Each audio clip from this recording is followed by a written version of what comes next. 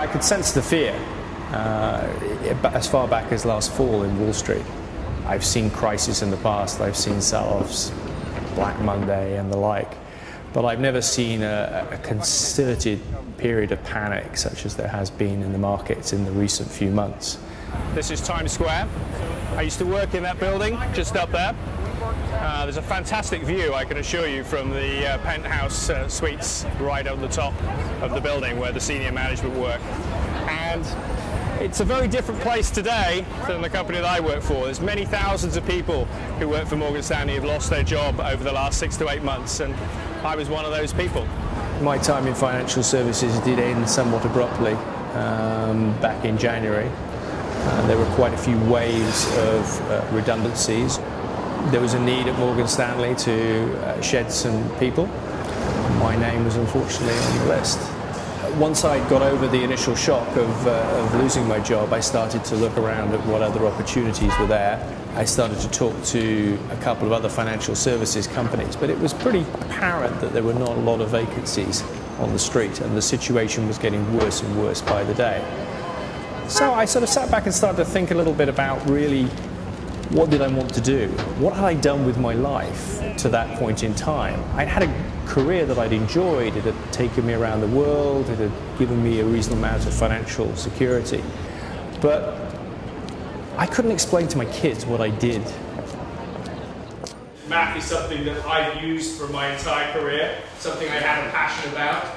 It's something that's been extremely important to me in my career. It's probably quite unusual finding a white Englishman here in the middle of Harlem teaching in the school. Thank you very much. Some of the kids here are very tough. This is Harlem. A lot of these kids are coming from the Bronx. There's a lot of poverty amongst the kids who come to this school. A lot of them have some very, very hard stories to tell. It really is a very different environment to the one I'm used to working in. It's very different from the rarefied environment of Wall Street. But these kids, they've treated me with a great deal of respect so far, and I'm very happy about that. I became a citizen. I became a US citizen in June of this year. It's interesting. I didn't think it was going to change me much as a person. One day I had just the purple British passport, and the next day I had a blue one as well. But there's a certain sense of what does it mean to be an American citizen. I've come to this country. I'm starting to build my life here in this country.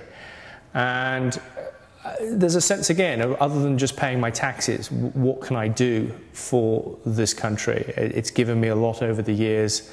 I still think this is a great country with a great potential.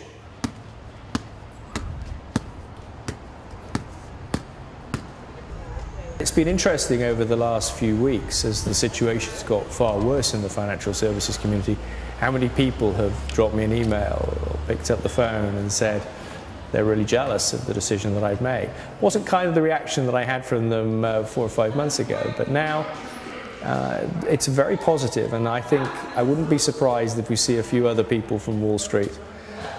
Whether the big, highly paid masters of the universe investment bankers come down here and start teaching in a Harlem school, I don't know. But this is very rewarding for me on a personal level, and I'd like to think that I am making a difference. I'd like to think that my contribution here is as valuable, if not way more valuable, to the community as a whole than a lot of the work that I did in Wall Street.